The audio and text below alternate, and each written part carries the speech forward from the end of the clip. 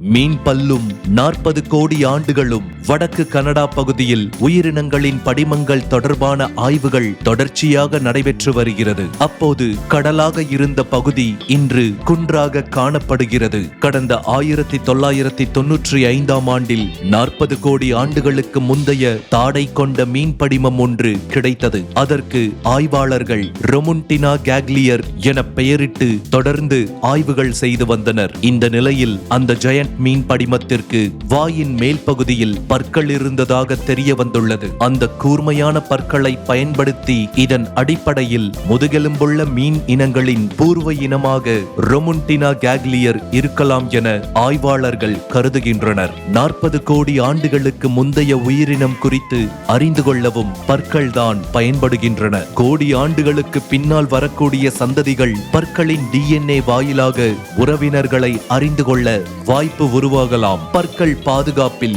கவனம் செலுத்துங்கள். இந்த செய்தியை வழங்கியோர் கோபால் பல்பொடி.